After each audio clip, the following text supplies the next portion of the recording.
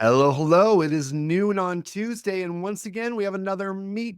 Oh, boy, I've been doing many different things. Alex, how are Content you? guy. I'm very good, sir. How you doing? You all refreshed now after a Oh, weekend, after I'm getting not out of it? refreshed. First of all, like 3 days in Vegas is a lot, man. A lot. It's a lot. Then I picked up something. I was sick all weekend. I was half sick yesterday. I did two podcasts right before this, and now I'm jumping to this. So it's like back to the races, back to it. But how are you, Mr. Alex? I'm refreshed. I had a very relaxing weekend and hitting the ground running into the last week of the quarter and in the last week of the month. And One time for salespeople last week of the quarter. yeah. Luckily, I'm not comped on, so I don't have sales comp, so I just have to do it and get none of the upside. I get the equity upside. That's what I get. So hopefully, we grow this Yeah. business, and then someday it'll be sold or we'll go public, and then I'll be okay, and then I'll be laughing about all the effort I make. And that's a Or- really important point I think I want to put out there for anybody who might be watching at some point in the future. You can't have recruiters be on a quarterly basis in terms of hires. Oh yeah, Yeah, there's this funny thing that happens. So much about what we do is out of our hands. Is the hiring manager available? Is the interview team available? Are there other business priorities? Are the candidates available? If you know how many times I missed my numbers for a quarter and then I was at over 100% by the end of the first month of the next month into the next quarter, yeah, you know? yeah. Wild. Or- Like it's interesting. I mean, I look at it the same way. I mean, if I look at say, oh, it's been a more expensive week for our acquisition, for example, I'm also in my head going, yeah, but the trend for the quarter is down. And that's what we're looking at. When they talk about like 10,000 feet views and these things, I mean, ultimately, it's a kind of artificial pressure, but I guess that's designed to try and make you like push yourself. And I guess it just depends on the type of leadership you have that are willing to let you to understand that point of view, that you might not be able to get all your recs done for things out of your control. And then you could flood it in the first week of the second quarter and be like, hit my target, you know? Now you could There's a lot of coast. conversations out there that quarterly driven short-term performance are everything that's wrong with corporations. For instance, are you familiar with the long-term stock market? Am I familiar with investing in index funds over No, no, investing in there's actually a NASDAQ that they were forming. I'm not sure the latest statement on it. I know they were forming it like 6 or 7 years ago. It was generally around this concept that when you've got companies that are performing to short-term objectives, that's not necessarily that's what's best for directors and executives because it pays them bonuses, but it's not necessarily what's best for the company and its long-term growth. Do you I get mean, yeah. get a lot of leadership making short-term decisions that ensure that they get the bonus, but then they are driving their organizations with fear and it's detrimental overall to the organization as opposed to having a long-term focus on sustainable growth, growing the right way, making the company have a deep moat, making the company stronger, right? I mean, certainly it's good to set stretch goals and it's good to get close to hitting them, but this is a whole philosophical argument that I think we could probably save for another day. Yeah. I think so. I think so. Because obviously what we wanted to talk about today. Is Transform 2025, right? Yeah. I actually just did a couple podcasts before this with some recruiting leaders. And, I never started going conferences until I started, well, doing sales. Yes. And I really think it's a travesty. I really wish that I had companies send me to conferences years ago just for the learning opportunities, just for the networking opportunities. People equate recruiting and sales all the time, but you can't equate the two. We don't get a third of the benefits that you guys get. But there's no president's club when you're a kick-ass recruiter. Yeah, I mean, it goes back to the age-old thing, which is that sales and marketing is a inverted commas revenue center and And talent recruiting thing, HR. Do you know what's actually fascinating about that? I had a chat today with like a recruiter, and they were talking to me about offshoring Mm. and hiring talent like abroad. And they were like, since COVID, lots of like finance teams are pressuring teams to hire in that way or in their job doing. And they were talking about like it's a cost benefit analysis. And I was like, what is it really a cost benefit or is it like a talent benefit analysis? Like ultimately, if you can find an engineer in Colombia that you can pay a quarter of what you would pay an identical leveled person in the Bay Area, it's not even as much of a cost benefit analysis. You can get the same talent, like get 4 of those for one of a Bay Area that I think like we've said this before, like I think talent teams need to be better at identifying sort of ROI for like leadership. If you can speak to revenue, you can speak to money in dollar terms. I think like lots of talent HR teams will be so much better served and have almost like their own version of President's Club, like Mystique, or like their own version of that. No, for I sure. mean, you're a business owner, you get it. Like, as in, talk to me about it in money terms. It's like marketing. If you talk about marketing and people, what I hate is when people talk about like impressions and clicks, and I'm like, dude, like, I gave you 20 grand. What did I get for it? Yeah, I mean, it sucks. But No, but it's a really good point. It's one that I've been putting out there a lot is that for too long, talent acquisition has been a reactive function that's never really clued in into what the overall goals for the business are, the overall goals for their part of the organization, the overall goals for the internal clients that they're supporting, what role they fit in it. I mean, I got to tell you, Alex, you encouraged me to create a podcast in addition to doing live streaming, and I can never thank you enough. Some of the incredible conversations that I've had with people, right?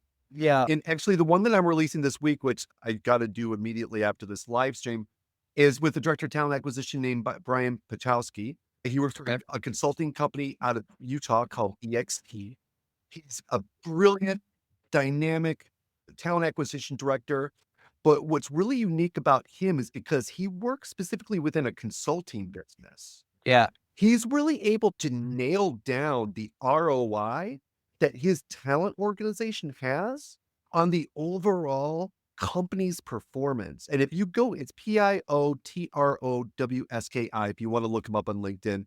If you take a look at his LinkedIn profile and the data that he has about the impact that recruiting or talent acquisition has on his company's overall goals, my gosh, I've never been so envious. And yeah, he gets this data because he works for a consulting business. And because he got in with them early when he was in college. He's a real go-getter. He was like their top recruiter while he was still in school. Right? yeah. And just stayed on. And I just like never been so envious of a recruiting leader as I was with him, just in being able to justify the impact that his organization has on the overall company and how they're directly responsible for them hitting their revenue targets and their goals. Exactly. So, I mean, I guess, what's a tidbit? If somebody listening to this, like, what would be something that somebody would go, oh, this guy sounds awesome. A, I need to listen to your podcast. But B, like, all of the things he was saying, was there something that you were like, I need to apply that to my own business, like today? It's probably just to be annoying in terms of asking a lot of questions with your hiring managers about what the financial targets that their organization are going to meet if you're when you're able to successfully hire the talent for them, what the overall impact on the organization is going to be from that hire I mean, they should be able to like at least guesstimate for you about what Yeah. the real world financial impact of the work that because like I say this all the time. I mean, recruiting is such a rough sport, right? It's such a rough career because when you're filling roles, you're just doing your job. But when you're Yeah. not, everything's falling apart and the company's gonna bail because of you. And I Yeah. don't think it's necessarily fair to put all that pressure onto recruiting's back if recruiting doesn't get to then benefit from when they deliver. I mean, recruiting needs to start tying down the ROI of their impact on the internal clients that they serve, and they need to be given credit for that as well. I mean, to a lesser extent, but I mean, if the company would not, if that department or that division or that part of the organization would have not hit their OKRs and goals, if it was not for recruiting, bringing in the talent here and here that they needed, then why should recruiting not benefit from that? Why should recruiting not get lauded? Because why should recruiting not get some type of bonus based upon that? Yeah, this guy gives bonuses to his recruiters based on their performance, just like salespeople. Yeah, I mean, okay, then I guess the question is, in a typical organization, say that you would run, like, how would you incentivize like a bonus culture? Like, how would you even think about designing it? I would look at probably alignment within the function. What does that Like, even mean? like how well do they understand the group that they're supporting?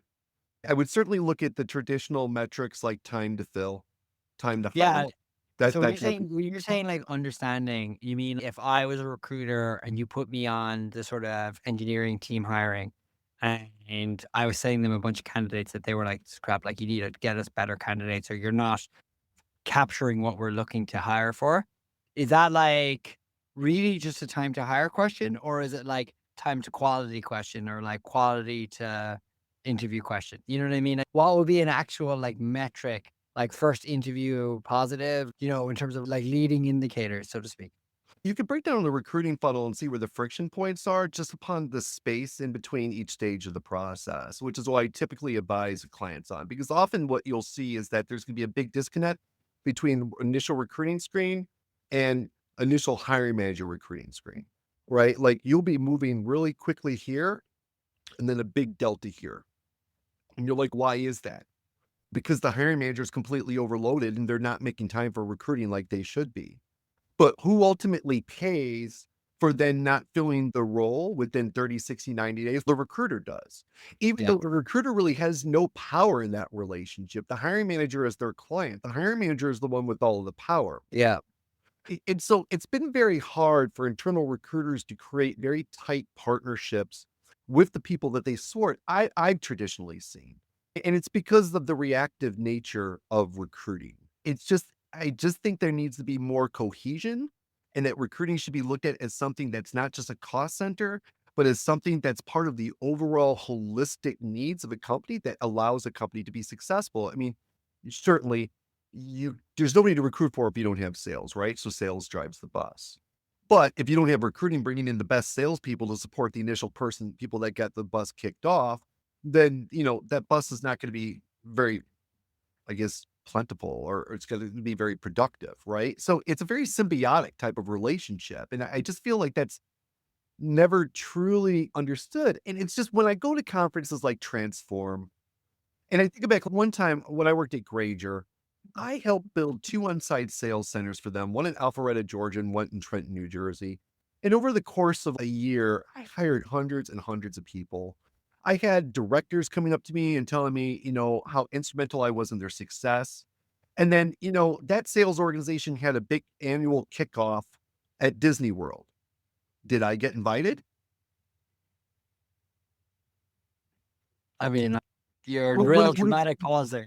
would it have killed them to have let me come and network with all of my sales leaders and all the salespeople that I hired? Would it really kill them to add one more person to the party? No, they didn't even think about it. And I remember that at the time, it made me bitter. I mean, Yeah. look, I'm working 50, 60 hours a week. I'm working my ass off for you. I'm doing everything that your managers and directors are telling me to do, every iteration I need to make, every variation I need to make. I'm working my butt off for you. They're telling me I'm bringing in the best talent that they've ever seen. And yet when the time comes to celebrate, I'm just doing that's my job, you know? Yeah, and is this something like obviously this is a couple of years ago now, so like I'm Oh, it's a while curious. ago. Yeah, do you think that culture has kind of changed now, or where in the culture is talent acquisition seen? Yeah, I mean, as far as what I've seen in talking to other TA leaders, no, not really. Like recruiting is still just viewed as a subservient function. An important one, but it's a cost center subservient function. And I think it's time for a change, right? Because I've grown so much by going to these conferences over the last couple years. When I went to Transform this year, my first day, I ended up missing a couple meetings because I was just walking around the expo hall and people who I met last year were coming, hey, Mike, coming up and talking to me.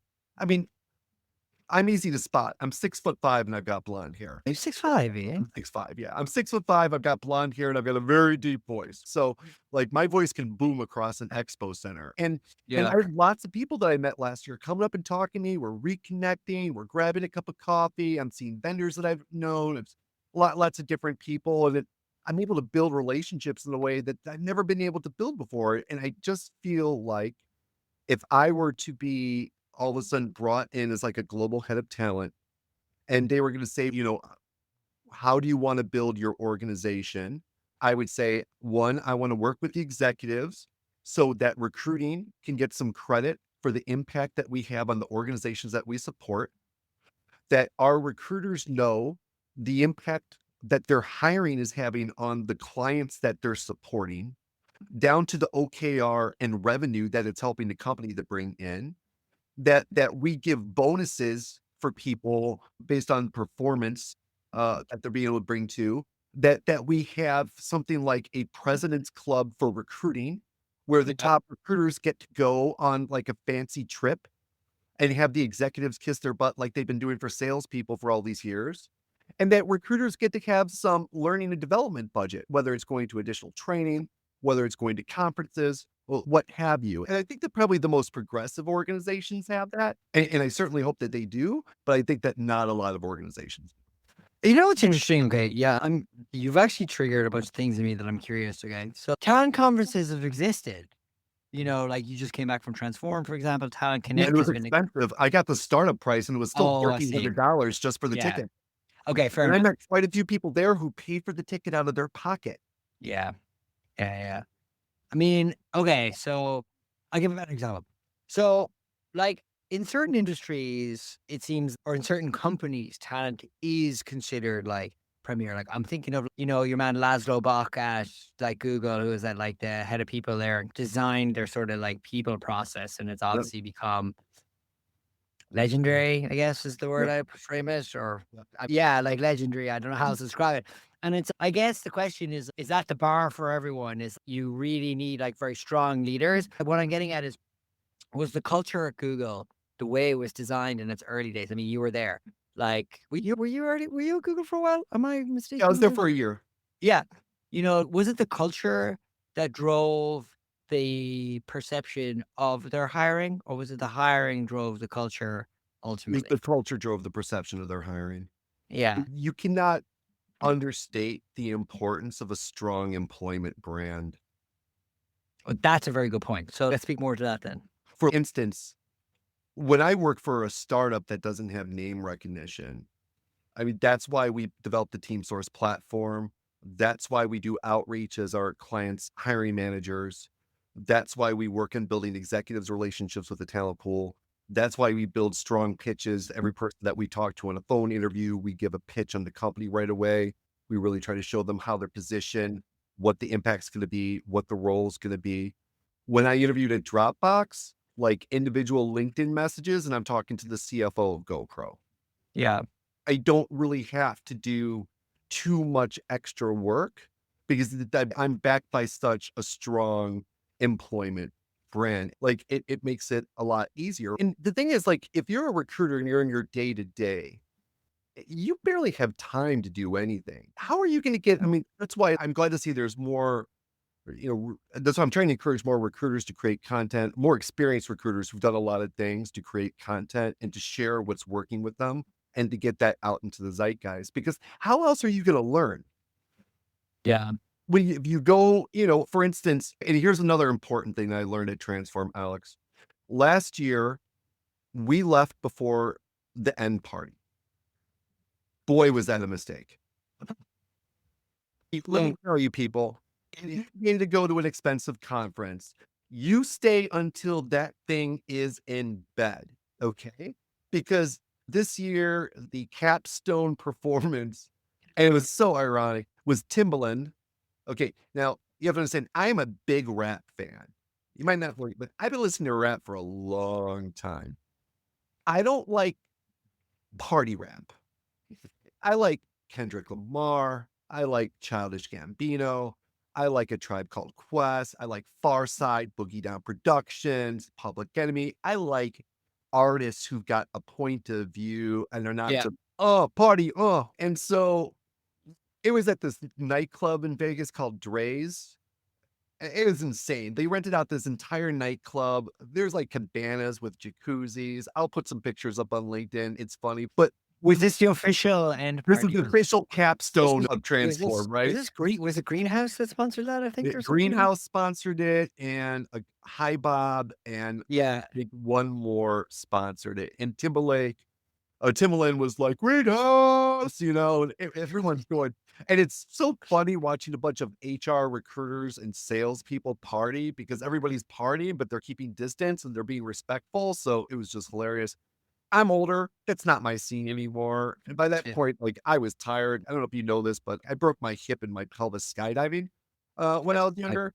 And so if I'm on like hard ground for 20, 30,000 steps, like usually by the end of the day, like my pelvis is done. yeah. I'm just walked out. But most importantly, I saw that there was an event which was like, don't go to the nightclub alone. Come meet here, and then we are gonna go and we're gonna and so this guy had organized basically, if you're at the conference on your own, come meet us here. We're gonna go to this place, we're gonna have food.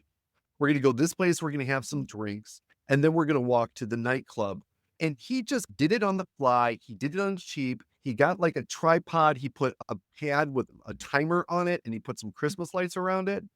And then whenever it was time to go, he would put like a timer on it. And then he was, like, leading us through Las Vegas, and that's where all of a sudden I started meeting all these CHROs, directors of people, heads of talent, Yes. like, all these people who had been in all these panels and probably, like, private rooms with people who spent money for Transform to get that audience into, like, their web so that they could sell to them. And it was funny because when I was at the conference, like, I was mostly seeing salespeople and influencers, like, during the event, but it was at that I made more connections just in that, like, party, like, walking to the end party than I think I did the entire conference, and we had not done that the year previously. Yeah. And so, that's just the conference pro tip. If you're gonna go to a conference for the first time, stay all the way through to the end. And you wanna hear a funny story? Yes. So there's a recruiting legend named Torrin Ellis. He was actually the MC for Transform.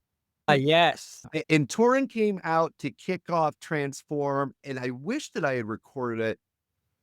He got political without getting overtly political, but basically was calling out every single person there that we are in a time of dispassioned leadership, and it's time for people to step up and be real leaders, and time for people to take stock of what matters, and time for people to be change that they wanna see in the world. Basically, he got that stage to himself, and he was gonna let those people know exactly what was on his mind. Yeah. And I just admired the hell out of it. It just took an immense courage to do it, and I saw him a little bit later on, and I went up to him, I'm like, "Torin, like, Michael Doran, listen, man, like, I've been aware of you a long time. Just wanna let you know, like, I admire the hell out of what you did, man. Like, that was amazing. We met, we talked. I saw him the next day, and we were standing at, like, some kind of, like, speech or whatever, and he's, "Well, what's your plans?" I'm like, I'm a bootstrapper, so I just paid for 2 nights of a hotel room. I'm just gonna go to the party and stay up all night." Bro gave me the couch in his suite. So I was able Yeah. to sleep from, like, 11:30 till 2:50 in the morning and then head over to the airport. And now, Tori Ellis and I wouldn't say that we're boys, but we're definitely aware of each other, right? Yeah. He gave me his couch, he gave me a bottle of water, he was inherently kind and allowing me just to have a little bit of rest before I had to fly back at Thursday at 5 AM in the morning. And that was just like one of just a few moments of just kind of kismet, right? Where I met people and I was able to make a connection and I was able to build a relationship and I was able to kind of deepen the relationship. And that was really my whole goal for going to Transform in Yeah. the first place. I'm not going here to sell my service. I'm not going here to sell myself. I'm going here to build exposure for who I am and to build relationships with people and kind of get my ideas out there, make people aware of me and what I'm doing. And from that perspective, I think mission accomplished.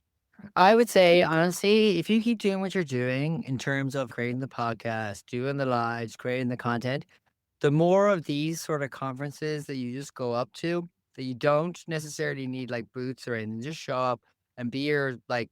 I hate the phrase authentic self because by its very definition that is one, but like just go and go there with no expectation to sell and just be like, I'd love to like network and get to know my industry. Yeah. There will be a time that people go, I see your content online.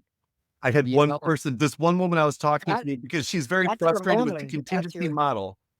And I was talking to her about my business model because, like, I'll give my business model out to anybody. Like, I wanna kill the contingent model and recruiting. That is my goal in life. And she kept going, "God, you're so familiar. How do I know you're so familiar?" I'm like, "What's your name?" I looked her up on LinkedIn. I'm like, "Oh, we're first degree. You're probably seeing my content." It's like, first one. I had one. It'll be interesting for me to go back to Transform 2026 and see what the difference is from a full year of putting content totally. out. There will be an inflection point. Like it happened last year with me where people were like, I see your guys' content everywhere. And I was like, thank you. You know what I mean? It was like, it's all worth it now. Now will you buy my shit? You know?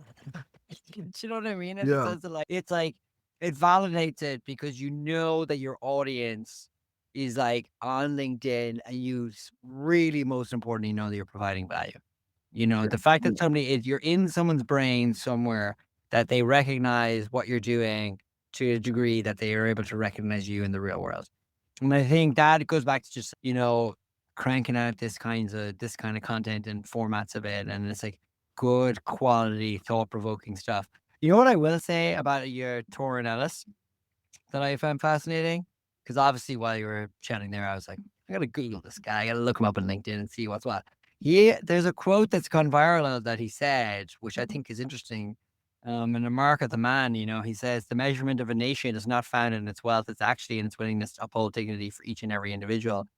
And I think about that, in the context of like talent acquisition and people management in general, like in the context of like building culture in the workplace. And it's wow. I mean, it is true because it is under assault, whether we want to admit it or not. Like the way culture and values, mission driven operations is very much like, whatever phrase one wants to use, but it's certainly over a barrel at the moment in terms of like the attitudinal macro news that we hear today. You know what I mean? And I think like having somebody get up and not only be important, but MC and set the tone for that conference from the get go.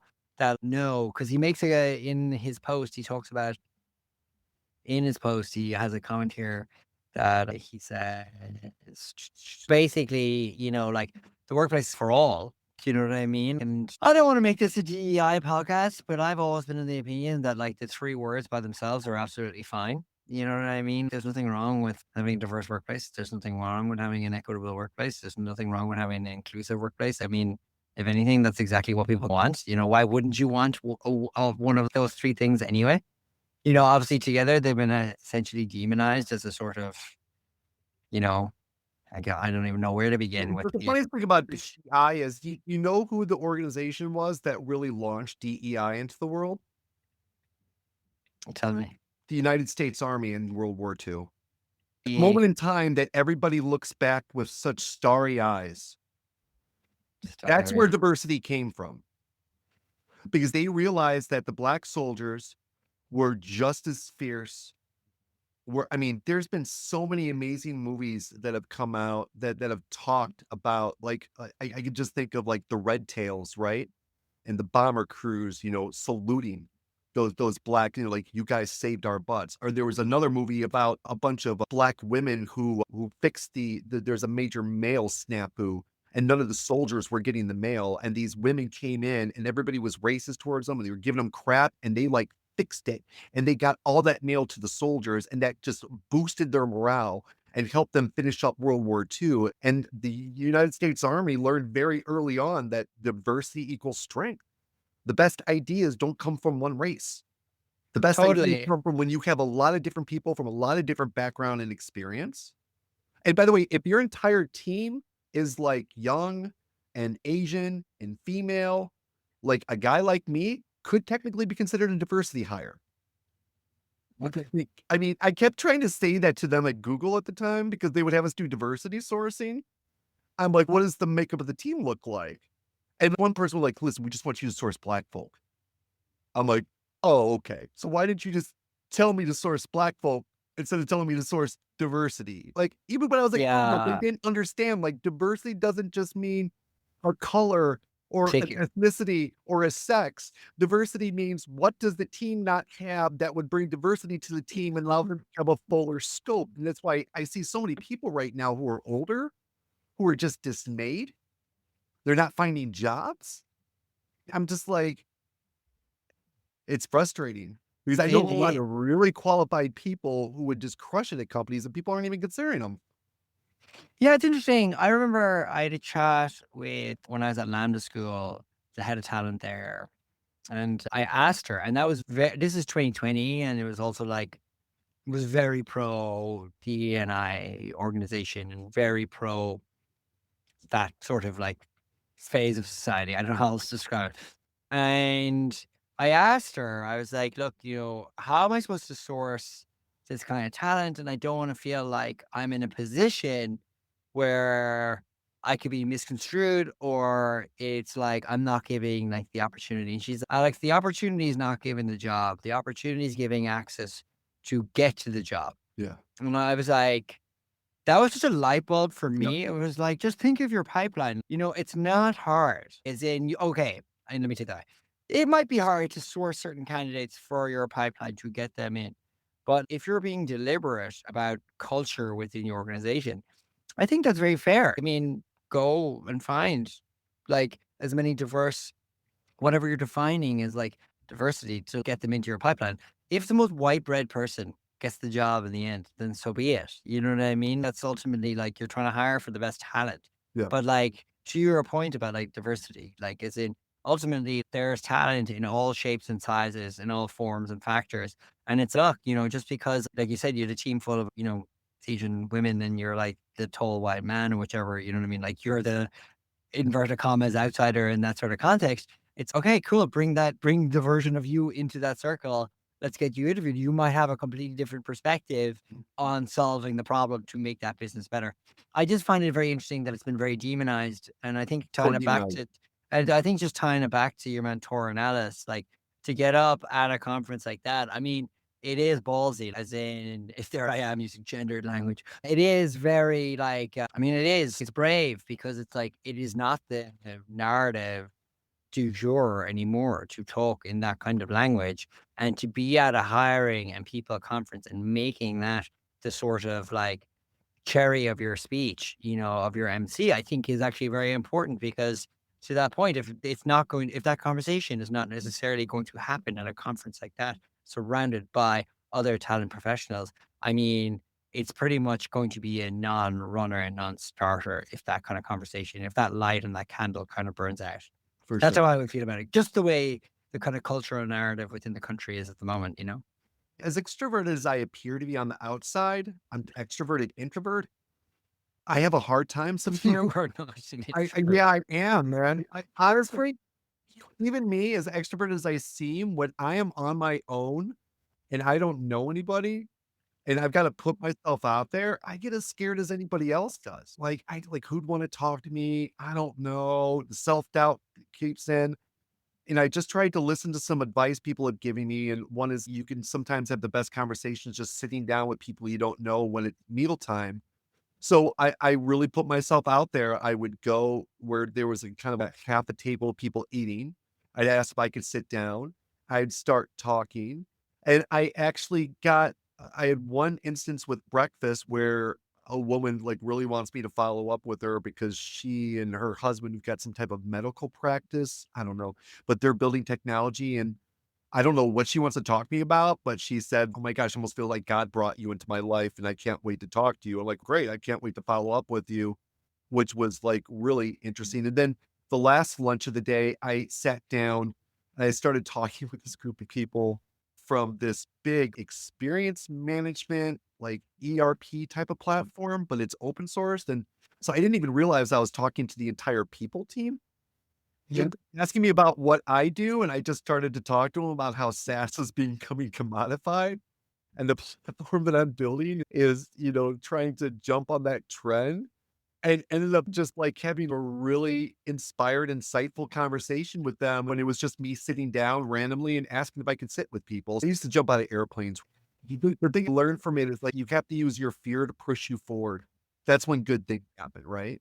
Don't let your fear hold you back. Like use it to push you forward. And I think the more of these conferences I go to, probably the better I'll get at it. But this is only the second one I've ever been to.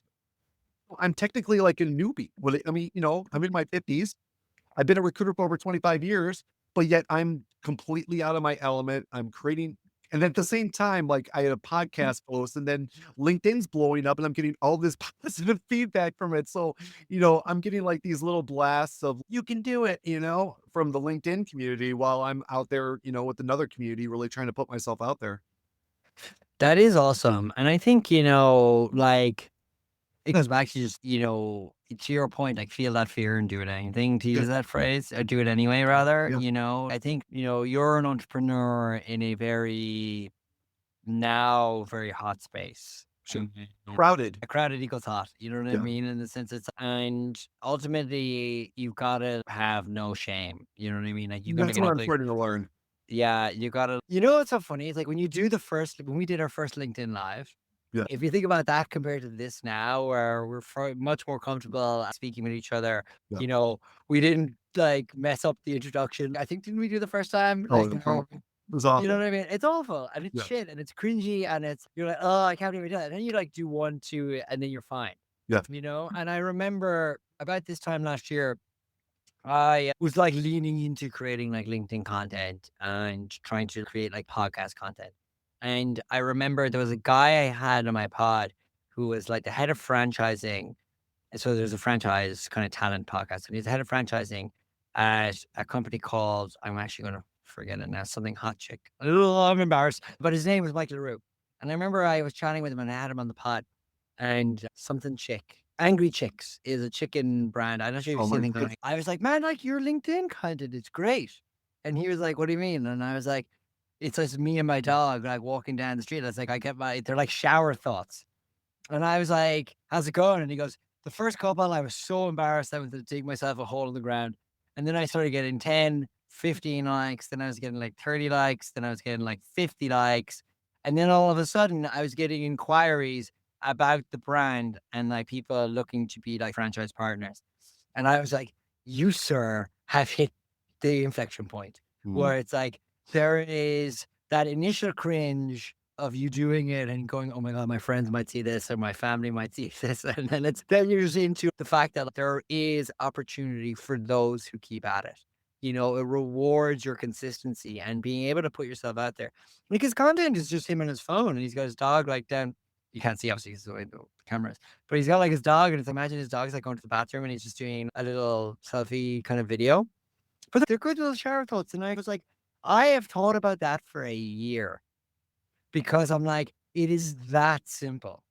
And it goes Yeah, back to what we talk about a lot of the time, to get going, you have everything you need. Imagine that this didn't exist 10 years ago. no, This wasn't really possible. yeah. You know what I mean? That's why I keep telling everybody, I'm like, "Listen, if you're gonna be a business owner or an executive, you've got to build a personal brand nowadays, that there's no option.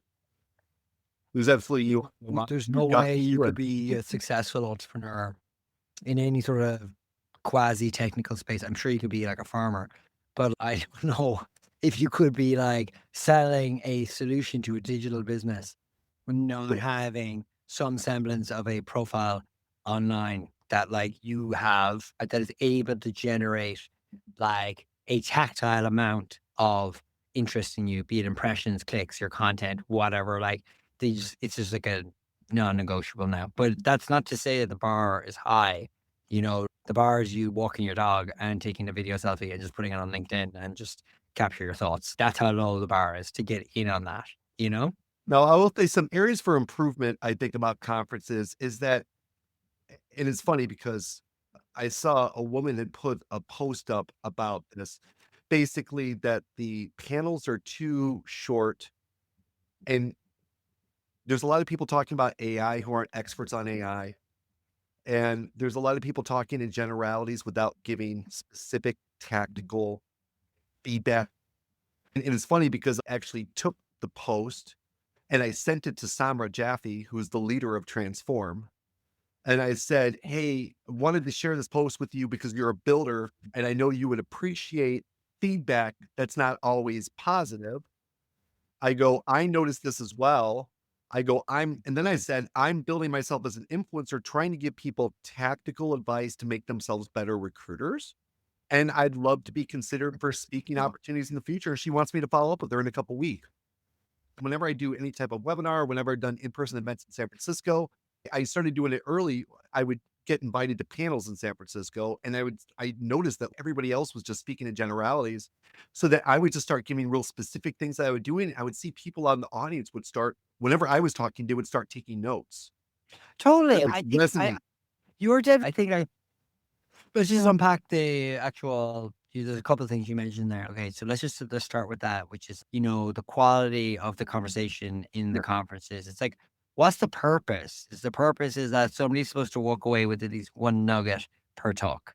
If I'm not walking away with an actionable nugget of something, oh, that person said, if I sit down and I spend 20 minutes watching that presentation or sitting at that fireside and I'm not taking something away, if it's in the fireside, the person asking the questions is not asking the right questions. And if it's the presentation, then that presentation wasn't vetted correctly for what is the key thing that somebody should be taking away. Yeah. I think that's not just a HR conference problem. I think it's just like a general, like a lot of conferences. I'm like, come on, man, what in God's name was that? And it's irritating because you're like, that person's extremely talented. That founder is there and they're trying to like sell you an idea and it's not landing. I find that is definitely something that like is across the board. But, the nature of a conference, you just get up and go. You know what I mean? Yeah. And it's like, you can provide that feedback. I mean, let me tell you, they vet everything that gets up on stage. I've been in that position of having to create the content for conferences. And it's also on them to like in the months in advance to get that kind of stood up, you know? It feels to me like it's just too much of a sales channel. That's the other Like, it's thing. 30% So sales and it's 20% applicable information, and I feel like it should be, like, 60% applicable information and 40% sales, or even if you sales reverse pays the that. bills, I know, it's a fine line, it's a fine line. like last year, I did a digital webinar with a publication. And they were like, "We will advertise this to our 25,000 subscribers or whatever. You pay a fee to get in front of them. You'll have X number of talent professionals will appear." And I was like, "This is a good deal." I sent them probably 4 different decks to like, they were like, "Too salesy. No. Too salesy. No." And I was like, okay, I was trying to really get down to like, how do I like position us in a place where we can speak to AI, we can speak to talent acquisition, we can get across a very holistic point of view on the talent space. And even they were like getting hard on like the way it was being presented. So there are some very good conferences and publishers that will really drive home the fact that they do not want it to be salesy for their audience. And that makes sense. I mean, you have your community that you're building, and you would obviously have a very high bar for what you would expect if I had to present to that audience. If you asked me to Sure. come in and talk about AI, Not it only would would, I want you to give applicable tips, I'd want you to give them a discount too. oh yeah, no, I get that, but it's Yeah. like you would want me not to be shilling. You know what I mean? I'm But not look, here to it's okay shill. to chill if you're giving so much value. There you go. It's about giving value. So what is the value of what you're presenting and why would anybody give a shit? And that's what I find so funny about conferences. It's, dude, I get it. You're in a gigantic Las Vegas sort of conference center and there's multiple talks going on in multiple places. But if I was the one giving the talk, I'd be like, I want the entire show to be like crowding into my place. Like, what can I give to make sure that people show up and actually stay? Like the bums on seats stay for those 15 minutes. What are the top LE.AI users doing differently than, like, the top 20% of LE.AI users doing that are different than the other 80%? What are those 20% doing that's getting more value out of the product? How are they So